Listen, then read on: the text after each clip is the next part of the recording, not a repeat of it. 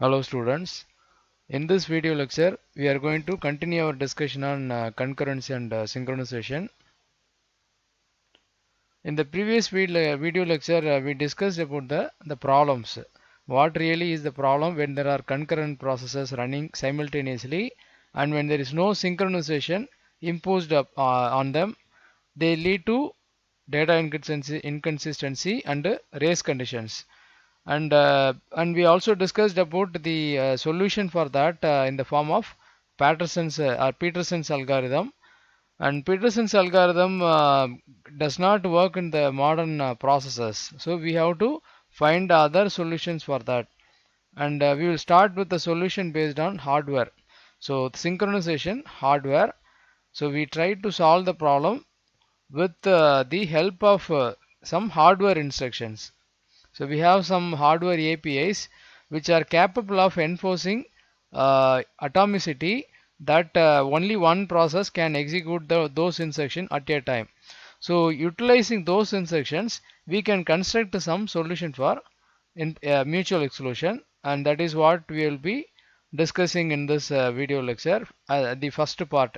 And later we will discuss about the operating system level solution for the same problem. So we have been discussing a variety of solutions to the problem, starting from Peterson's algorithm and now hardware based solution and later operating system level solutions.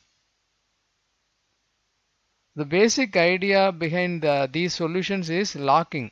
So locking is a characteristic that if a process has to enter into the critical section, it must be able to find the lock open. So only if the lock is available, a process can acquire the lock and it can proceed into the critical section. And once it has entered the critical section, it will keep the lock and will prevent the lock to be available to any other process. So while the first process is under execution inside the critical section, if any other process makes an attempt to enter into the critical section, they won't get the lock. So the lock will remain unavailable, and they will be blocked outside. They will have to wait for the lock to be released by the first process. This is the basic principle of all the solutions we are discussing for the mutual exclusion problem. So before going to the machine instructions or hardware level instructions, we are just looking at one suggestion which is about interrupt disabling. So here the idea is that in a single process system, the reason that two processes could get into a conflict is that if you execute one process partially and preempt that process and send the next process into the processor, that is the situation, it could lead to the problem of race condition or data inconsistency. So what we can do instead is that you just ensure that the processes are not interrupted while they are under execution. So what will happen is that, let's say the producer consumer problem, the producer manipulating the buffer, and if you do not follow the interrupt disabling, it is possible that before the producer updates the buffer, the consumer may get into the processor and it may consume the data which is incorrect, because the producer is about to modify the count of the variable of the buffer. So this can be prevented if you could ensure that while the producer is executing and manipulating the buffer, it will never be removed from the CPU, so that it always completes the updation of the buffer and changing the counter variable reflecting the current number of data in the buffer. So that is the idea, and consumer will also do the same. Whenever consumer gets the CPU, it will always finish its task and then only it will be removed from the CPU. That is a simple idea of interrupt disabling. So don't interrupt a process before it completes its execution, especially when the execution involves the critical section. That is the idea. But the problem is that This solution is expensive because you have to disable the non-preemption itself. And secondly, it works only in single processor environment, uniprocessor, where if you disable the interrupt and allow one process to complete, there is no possibility of another process interfering with the execution of the current process. But it doesn't work in a multiprocessor environment, because there you may have one CPU locked to or reserved to one process without any interruption, but still there is another processor which may take the competing process, and it may get into there may be a race in the updation of a variable. So it does not work in multiprocessor systems. So we have to find some other solution. And this often is the approach taken by non-preemptive kernels. So in non-preemptive kernels, it's a simple solution, because kernels are anyway high priority modules. So at that level, they can disable preemption and hold the CPU till their completion, and it is good enough to solve the problem. But for user processes, this is very expensive and also not always practical. We just saw that we can't enforce this implementation on a multiprocessor system. So it's not feasible on multiprocessor environment. So we are it is just a suggestion, it's not a serious solution. We will be discussing the solutions next. Then okay, and this is the pseudocode of that particular idea. So before entering the critical section, disable interrupts and let the process to stay till the completion of its execution, and then re-enable the interrupts. Now we are going to discuss about the actual hardware instructions. So these are all basically machine instructions which are meant for some other purpose. They are not meant for mutual exclusion. They are just used for a variety of other reasons. But we are just going to customize them, make use of them for our purpose. So we will be using the existing machine instructions for enforcing mutual exclusion, and we will discuss how this can be done. And the basic characteristic of the machine instruction or the hardware instruction is that they are automatically executed, which means that they will not be interrupted by other process. So once a process has started executing a machine instruction, and it will not be replaced by any other process before it completes that particular instruction. So that is what we are referring as atomicity, or uninterrupted, which is nothing but uninterruptible unit of execution. So we are going to utilize this characteristic or quality for creating a mutual exclusion solution. And we have got two examples for that. One is test and set, and the other one is compare and swap. We will discuss both of them. So here is the implementation of the compare and swap based mutual exclusion, and what we see here is the code of the compare and swap, which has this particular function call with the three arguments. So we have to pass three values to this particular function. So the coding is having int old val declaration, and old val equal to value of the word. Note down that the word is passed as a pointer argument. So we have to pass the address of the argument, and the value is copied into old val. After that, it compares the value old val value with the test val, and if it is true, then it changes the value of the word. And again you have to note that it is a pointer manipulation. So the new val actually gets copied into the original argument, actual argument itself, not just the local variable.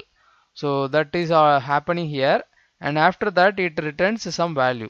So as of now, it won't make any sense for you how it actually works for mutual exclusion, but to help you understand, I am going to demonstrate the usage. So I'm just making a call to this is the coding of the process.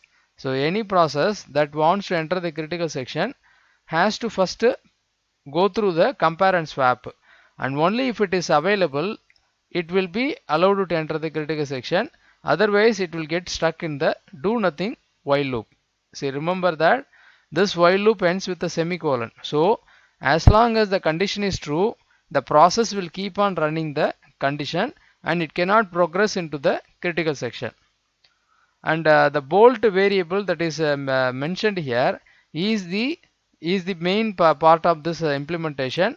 So only processes that find bolt to be 0 are allowed to enter the critical section, and processes that find bolt to be 1 are all stopped. They are going to run the do nothing loop and they cannot get into the critical section. So this is the basis of the solution. So the value of the bolt determines whether a process is allowed to enter the critical section or denied from entering the critical section. So first, process 1 tries to enter the critical section. It makes a call to the compare and swap, and the arguments are passed as 0, 0, 1. And now it comes to the called function, and the values are substituted here. So the assignment is made, and the condition is evaluated as if 0 equal to 0, which is true, and since it is true, the assignment also takes place, which finally results in the bolt value changed to 1, which means that the current process is locking the bolt variable so that any other process cannot enter the critical section, and finally it returns 0. So the return value is substituted here, and you can see that the condition will be evaluated to false, and because it is false it will be broken, the loop will be broken, and the process will reach the critical section. And the process that has get into the critical section will have to at some point of time change the or restore the value of the bolt to 0. But now let us assume that while the current process is inside the critical section, one more process makes an attempt to enter the same critical section. So let's see what happens in that case. So second process unknowingly attempting to enter the critical section, it also has to run the same compare and swap, but now the arguments are different. It is 1, 0, 1. So when that comes here, it is assigned like this, and the condition is 1 equal to 0, which is false. Because it is false, the value of the bolt will not be modified in any way, and the return value will be 1, which means that while 1 equal to 1 evaluates to true, and till since it is true, it is going to be continuing the do nothing loop. That means the loop will be repeatedly evaluated until at some point of time it becomes false, and it is just missing a semicolon. So the semicolon is missing by mistake, but it is a while loop that has a semicolon at the end, and till the condition becomes false it will continue to run the same while loop. So this is the simple mechanism that keeps the mutual exclusion enforced, and so only one process is able to enter the critical section. Another example for the machine instruction is, or hardware instruction is, test and set. The idea is same here also, that atomicity is available by default to a machine instruction, but only the logic will be slightly different. So here the test and set instruction have to be executed simultaneously in sequence. For that also we have the code available. So here the variable is lock. The name of the variable used for deciding whether a process can enter or not is called as a lock variable here, and it is a boolean variable. Its value can be either true or false, and only if the lock is false, the current process is allowed to enter the critical section, and for other process which are all finding the lock to be true, they are not allowed to enter the critical section. So we can remember it like, if lock false means it's not locked, it is unlocked, whereas lock true means that some process has already locked the critical section and a new process cannot join.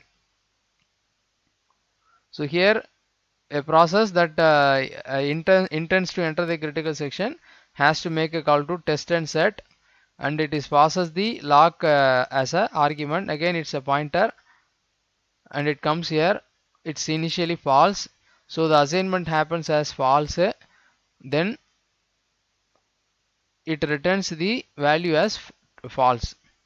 So and that is substituted here, and once again it's a do nothing loop having a semicolon at the end, and it is false, so it's not going to be stopped.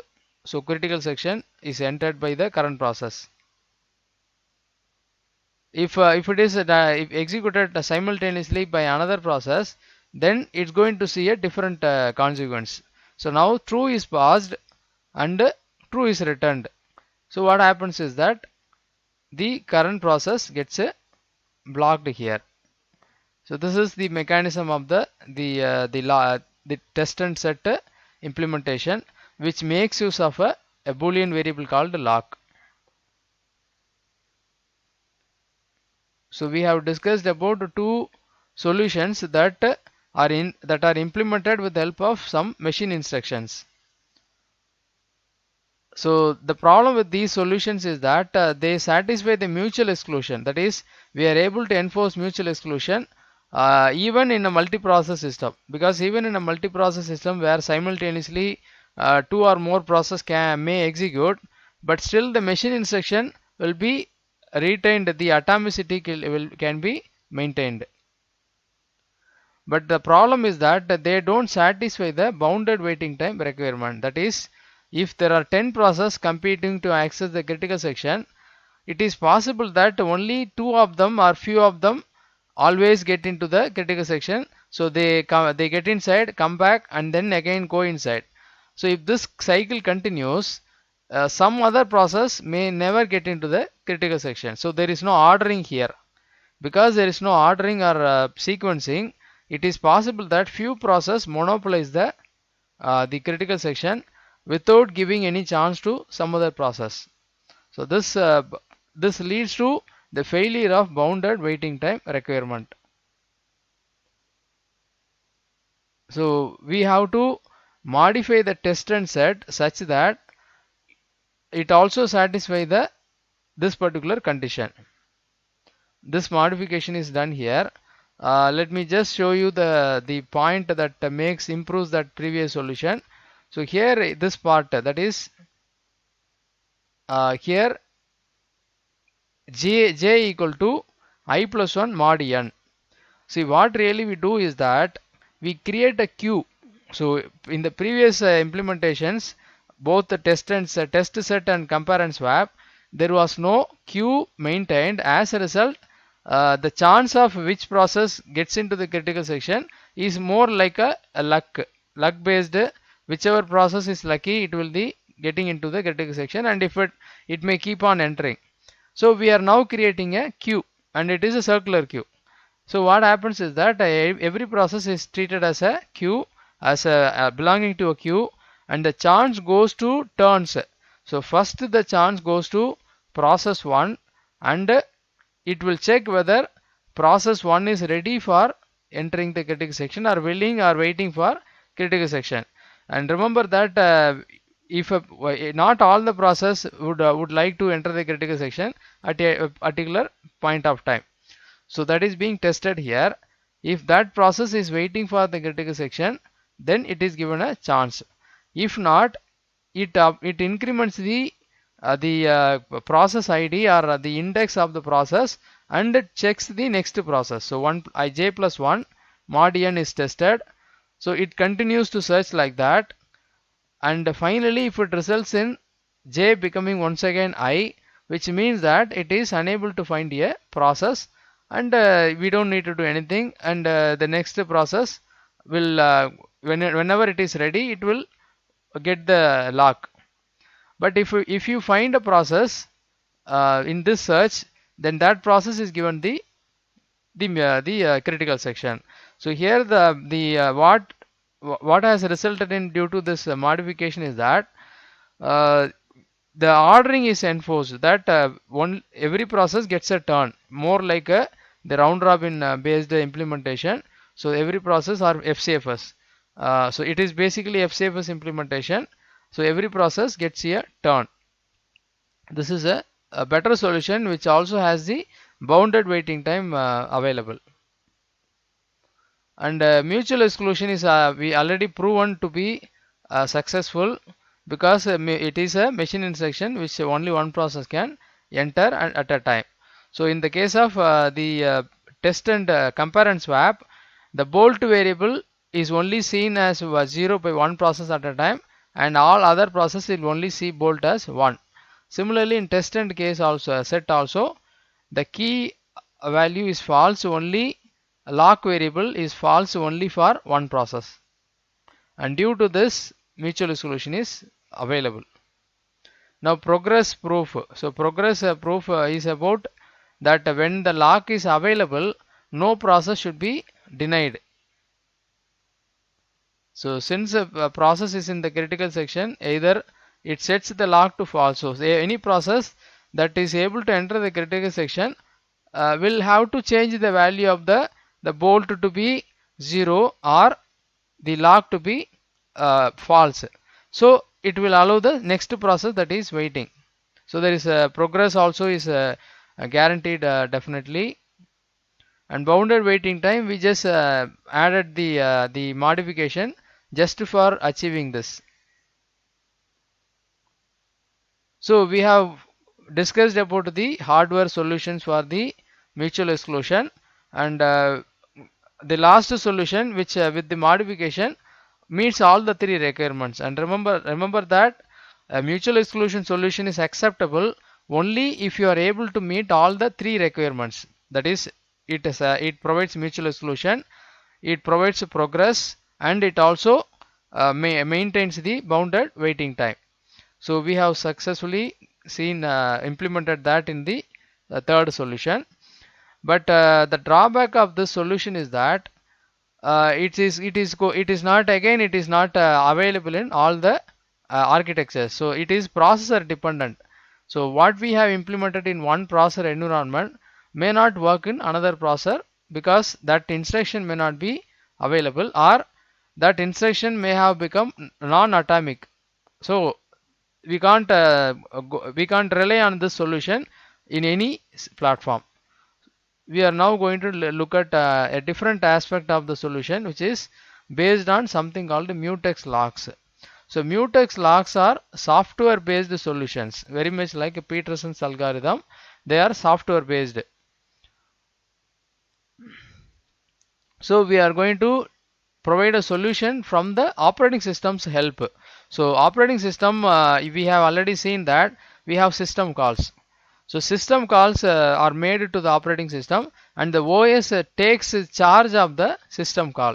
Once a system call is made, automatically control transfers to the OS, and the mode switch takes place, and OS begins to run. So the OS is the best is in a good position to tackle the synchronization enforcement. So when there are many processes running simultaneously or concurrently, the OS is like a supervisor who can control which process can enter the critical section. So we are now going to look at solutions which are all facilitated by the operating system. And the simplest one, we will start with the mutex lock, and then we will see a refined implementation of the mutex lock in the name of semaphore. And here also the mechanism is same, lock and unlock. The one process that enters the critical section locks the critical section, and the next process will unlock. And it has two functions called acquire and release. Acquire function is for acquiring the lock, and release is to make the lock to be available to some other process. Mutex lock has a boolean variable available whose value indicates if the lock is available or not. Okay, so this is how the mechanism, and the solution, the coding of the or the logic of the acquire function is given here. Acquire while not available, busy wait. So here also we have that while loop. which keeps the process to be running the loop continuously until it is false. So as long as it is true, the process cannot proceed, which means it cannot proceed into the critical section. So acquire will either successfully allow the process to proceed into the critical section, or it will disable the process or deny the process from entering the critical section. So this is how it works. So before entry there is a acquire lock and followed by a critical section, and then it is going to be a release lock.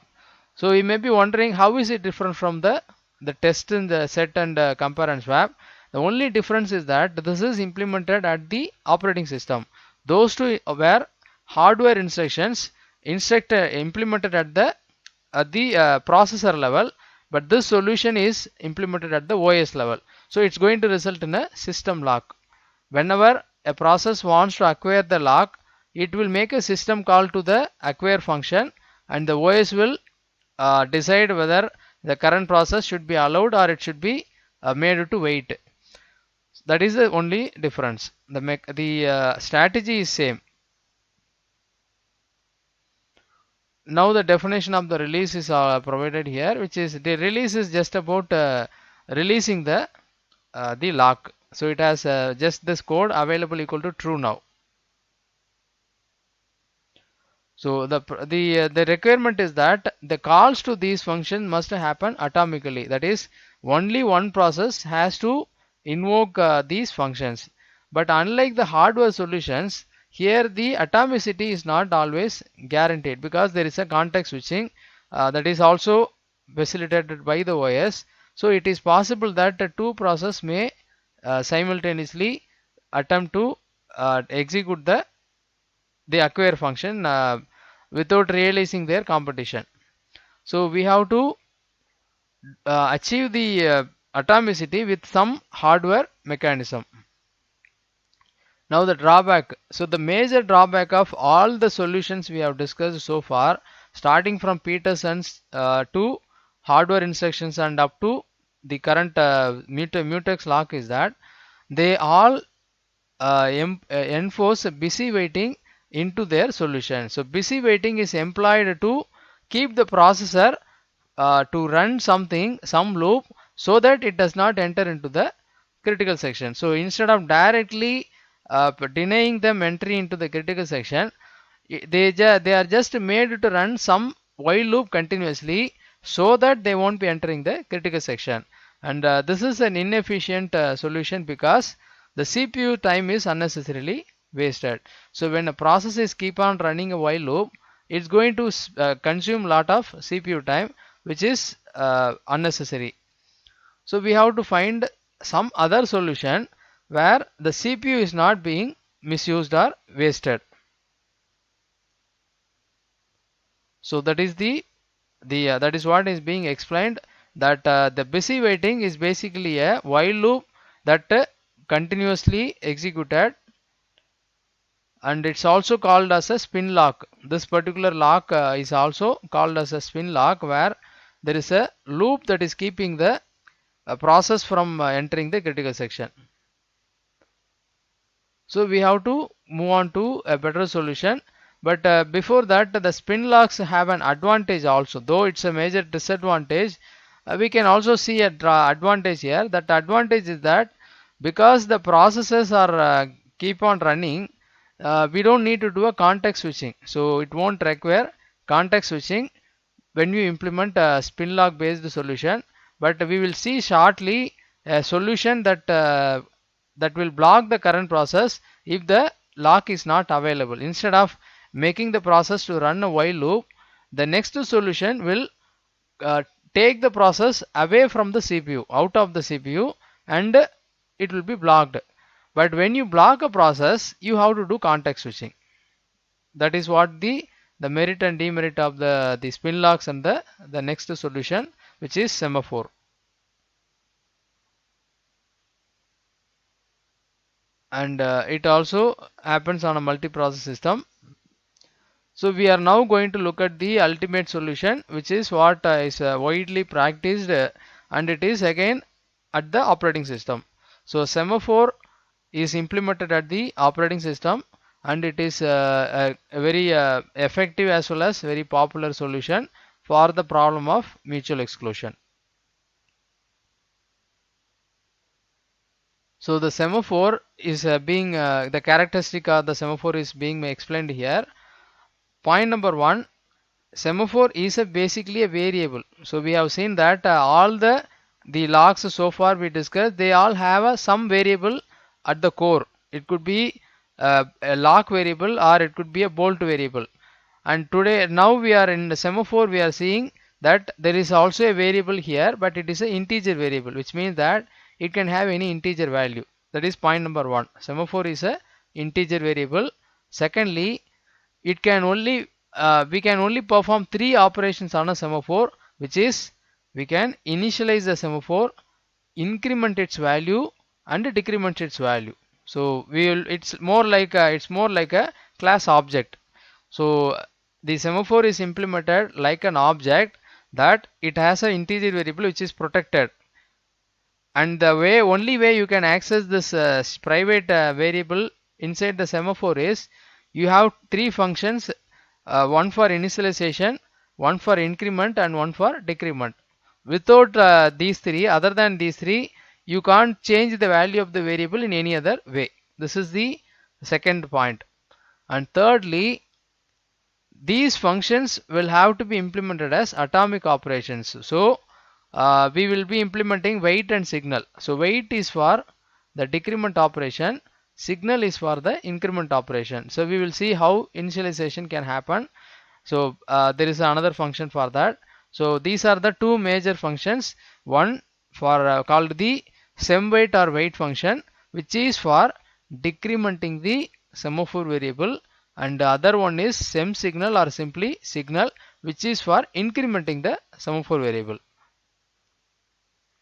So all the modifications to that integer variable are only done through the two functions which are wait and signal, and they are done indivisibly, which means that if a process has started wait operation, it will complete and then it will only then it will leave. Similarly, signal will also be executed indivisibly or atomically, that it will not be interrupted by any other process. So no two process can simultaneously modify the same semaphore variable's value. This is guaranteed at the OS level. And we can also test the, and in addition, in the case of the wait, the testing of the integer variable as well as its possible modification must be executed without interruption. So this is the logic of the wait function. So what you see here is that the wait function is given, and and one more point is that we are first looking at the busy wait based implementation to realize the drawback, and then we'll move on to the original solution. So this is not the actual semaphore implementation. This is just to show you that when busy waiting is continued, it is going to have the same drawback. So we will be replacing this with some better solution. So the operating system often distinguishes between counting and binary semaphore. There are two types of semaphores available. One is called as a counting semaphore, another is called as a binary semaphore. The difference between the two is that a counting semaphore can take any value. We already have seen that semaphore is basically a integer variable. So when it is a counting semaphore, it can be assigned with any integer variable, that is 0, 1, 2, 3, up to any number of whatever be the range of that integer variable. We can assign any value to the counting semaphore. But binary semaphore is restricted to have only the values of 0 or 1. So without, other than these two digits, we can't assign any other value to the binary semaphore. The binary semaphore is more like the mutex logs only. Now the advantages of the counting semaphore over the binary semaphore. So the advantage is that we can use it to control any number of resources. So imagine a simple case that you have got the three instances of a particular resource. It could be, let us say there are three files which have the same content. So you can allow three processes to access the resource at a time. You don't need to restrict to only one process. It is possible that you can allow three processes to use the same resource at a time, because there are multiple instances of the resource available. So it is acceptable. But when the resource is only available in a single quantity, then you have to strictly enforce the restriction of only one process can access the resource at a time. So counting semaphore has the flexibility that you can implement both solutions with the counting semaphore. That is, let's say I want to restrict three process at most to enter the critical section. Then I will initialize this integer variable to 3. So it will allow three process. Only the fourth process will be blocked from entering. Whereas if I want to enforce the only one process at a time, then I will initialize with 1. So automatically every subsequent process will be blocked from entering. But binary semaphore don't have this flexibility, that it by default works for only one process at a time. So all the second other processes will be blocked, and only one process can enter the critical section at a time, because its value is either 0 or 1. 0 means it's not locked, and 1 means it is locked. So we can only deal with one process at a time.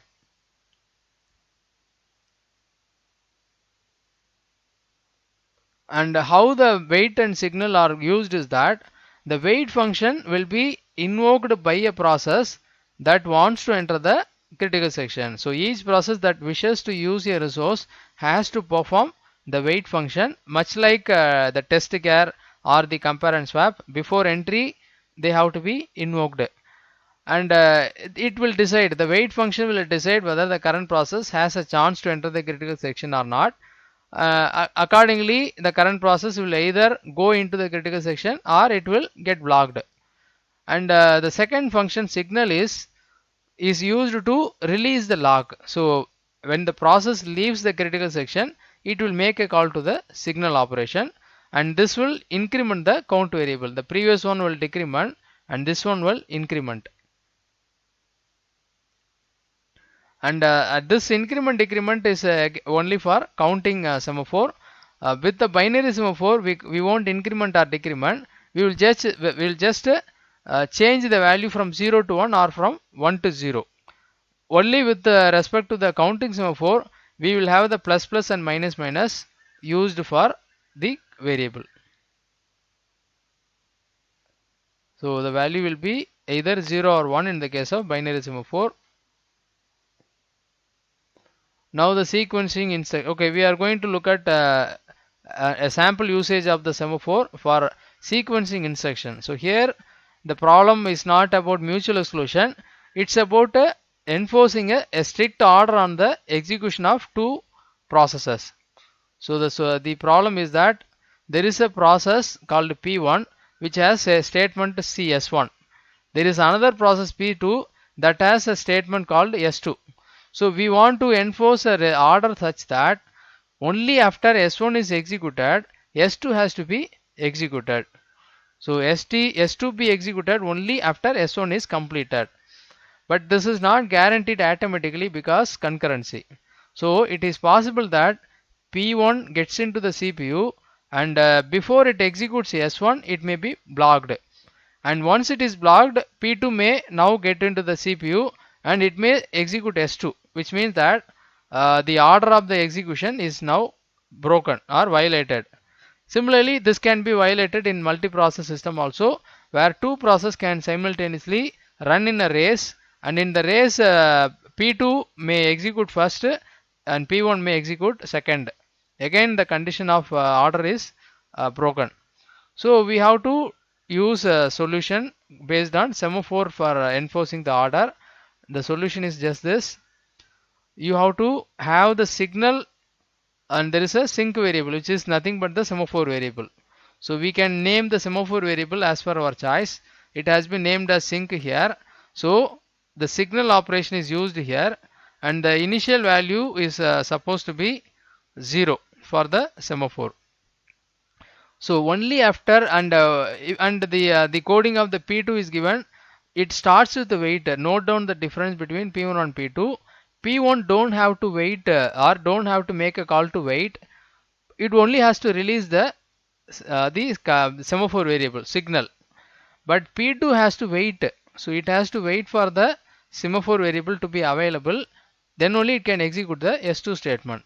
Now imagine that P2 has started execution before P1. What will happen is that it will call the wait function for the sync variable, which will result in 0 decremented to -1, and as a result the current process will be blocked. So only if the variable semaphore variable is 1, the current process can enter into the critical section, and if it is in fact it is 1 or 0. So whenever the the value of the semaphore variable is 0 or more than 0, the current process is allowed to enter the critical section, and whenever the value of the semaphore is less than 0, the current process gets blocked. Now try to relate the meaning of that with this implementation. So initially the semaphore variable is assigned 0. Only if the signal function is called by the S1 process, it will become 1. And before S1 is executed by the first process, if by mistake S2 commences execution and tries to execute the S2, it has to make a wait call, and that wait call will decrement the 0 from to -1. So 0 will be reduced to -1, and as I just told you, any process that finds the semaphore variable to be less than 0 or negative, they will be blocked. So P2 will be blocked in that case. This is how this particular solution works. Now we are going to look at the other implementation of semaphore. So blocking instead of waiting, busy waiting. Now we are actually getting into the original semaphore solution, which is we replace the we replace the busy waiting by block. So instead of making a process to be running a while loop continuously, we just block the process. We know what is the meaning of blocking. So whenever the process is going through IO operation, we know that it gets blocked. Similarly, for many other reasons like high priority process, time quantum, system call, the process gets blocked. Now one more reason we are going to add into that is the process may be blocked when the semaphore is not available for the process. So that is a major improvement happened on the solution, because in all the previous solutions we only had the busy waiting enforced with a while loop, but we are now going to replace the busy waiting with a proper blocking of the process. Since it is implemented by the OS, it is very much possible. So whenever the semaphore variable is less than 0, the current process blocks itself, and whenever the value of the semaphore variable is 0 or more than 0, the current process is not blocked and it will proceed into the critical section. So this is the arrangement that is made in the semaphore now. So what will happen when a process is blocked is that it goes into a waiting queue. So we will have a waiting queue maintained for the semaphore, and whenever a process unable to find the value of the variable to be 0 or greater than 0, it gets into the waiting queue by since it will be blocked by the operating system, and it will remain in the waiting state. Now the next question is that when it will get unblocked, that has to happen with the help of the signal function. So the current process that is inside the critical section will finish the usage of the critical section at some point of time, and when it finishes, it will trigger the signal operation, and the signal operation will now release the blocked process, and then the blocked process will access the critical section. So the restarting of the execution of the blocked process is done with the help of the signal operation. and it will be getting into the critical section and will consume the make use of the code. So the it's a typical context switch. So it moves from waiting state to ready state and gets enrolled into the ready queue. So this is just a model of a semaphore structure. We will have to maintain a linked list for all the processes and as well as the queue. So and this is the modified wait function of the semaphore uh, variable. So what we see here as a change here is that here we have got a block function call. It's no longer a busy waiting, it's a blocking. So the current process gets blocked here if the value of the semaphore is less than 0. And if many process tries to access the wait function, they all will be blocked in a chain, which means that the semaphore variable's value indicates how many processes have attempted to access the critical section and have been blocked. Let's say if the current value of the semaphore is 0, what you understand from that is that one process is currently inside the critical section, because the lowest value you can initialize the semaphore is 1. So it would have been 1, and when one process wants to enter the critical section, it decremented the value to 0, and since it is not has fallen below 0 minus negative, it is has successfully entered the critical section. Whereas if the value of the semaphore variable let us say -5, that means that one process is in the critical section and 5 processes have been blocked outside while they attempted to enter the same critical section. So the value of the semaphore variable is very useful for knowing how many processes have been blocked.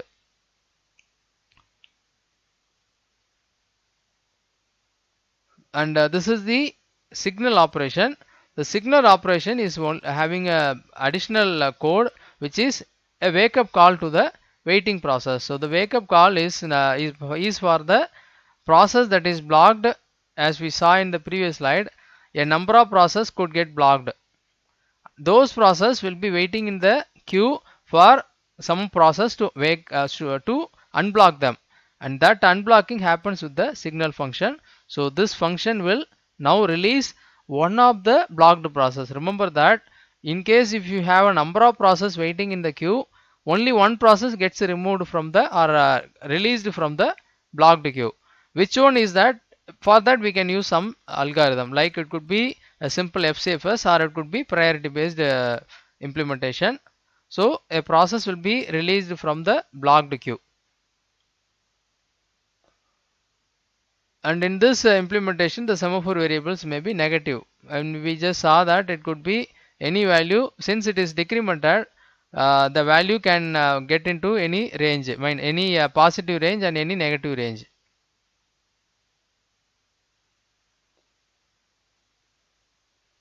So because it is now employing a process blocking, it's going to go through all the context switching.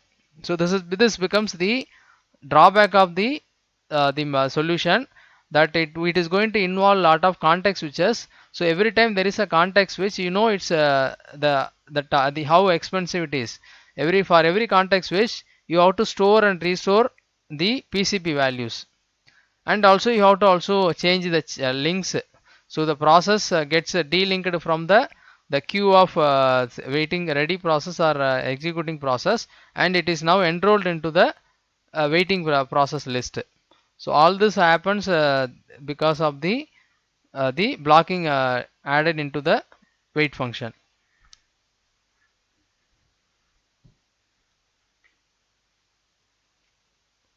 Now ensuring atomicity. So this particular solution will work only if the wait and signal function are executed atomically. That is, only one process, whether it is uniprocessor or multiprocessor, only one process should be able to run the wait function or the signal function. Only then this will remain very successful for its purpose. And for that we may think of disabling interrupt while a process is running inside the wait function or running inside the signal function. We should it should somehow disable all other processes. Disabling interrupt might be considered here.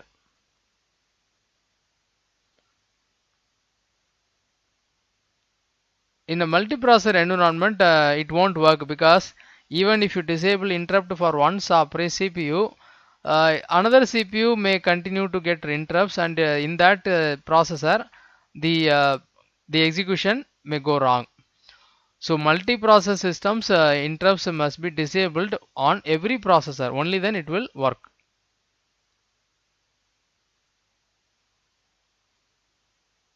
And another drawback of semaphore is that semaphores could also lead. We have already seen one drawback of semaphore. Take a note of that, which is context switching. There are lot of context switching involved in the implementation of semaphore. And secondly, semaphore is only a solution for mutual exclusion, but it may promote another problem called deadlock. So this is an example to show that deadlocks are possible with semaphore. So here what happens is that process 1 makes a call to sem8 of R1. R1 is the name of the resource or the semaphore variable pertaining to that resource, and it makes a call to sem8 of R1. And you know what happens behind it. So whenever sem8 is called, the value of the R1 is decremented and it is tested whether it is 0 or less than 0. If it is less than 0, then the current process gets blocked. Whereas if it is not less than 0, that is it was 1 and reduced to 0 now, it will the current process is assuming that it is safe to enter the critical section, and it will make use of the critical section.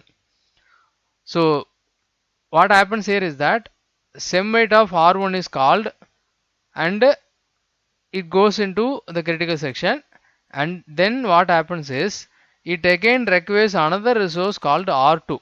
So for that it makes another sem8. Similarly in process 2, first it requires a resource R2, so it makes a sem8 call. After that it requires a resource R1, it makes another system wait call. But by mistake what might happen is that after the first process has executed the sem8 of R1, the second process may immediately execute the sem8 of R2. Now what will happen is that R1 will be available to P1, R2 will be available to R2, and they won't be available to the other processes. And as a result, when it comes to the next sem8 R2, P1 may not get it because it's held by P2. And similarly, resource R1 may not be available to P2 since it is held by P1, process 1. And so they will be getting into a deadlock situation. And so we will discuss about deadlocks and the solutions for deadlock in the another video lecture. So right now what we can understand is that semaphore can promote deadlocks. So this is another example of the implementation. So here we have got two processes P1 and P2, and the semaphore variable here is called as s.count. So what happens initially, the value is initialized with 1, then process 1 would make a call to sem8, which will decrement the value to 0, and since the decremented value is only 0 and it is not less than 0, this condition will be false. And because this condition is false, no blocking will happen to the current process and it will get into the critical section. On the other hand, if after the first process entering the critical section, the second process also wants to enter the critical section, it will also make a call to the sem8. Now this sem8 will result in -1, 0 to -1, and you know what will happen. So whenever the value falls below 0, the process is immediately blocked. So the current process gets blocked. So it is put under the blocking queue, and only after the first process finishes its usage and makes a call to sem signal, the second process will be unblocked and then it will enter into the critical section. This is how the semaphore really works. So we have seen about uh, two solutions based on two solutions for the mutual exclusion problem. One is with the help of hardware instructions, another is at the OS level. So semaphore is a solution at the operating system level, which is better than the hardware based solution because it works seamlessly in any platform, whether it is whichever processor you are dealing with. We can enforce semaphore based mutual exclusion. So we will explore the solutions for the two problems with the help of semaphore, that is we producer consumer problem and reader writer problem. So how those two problems can be successfully tackled with the semaphore, we will explore that in the next video lecture. Thank you.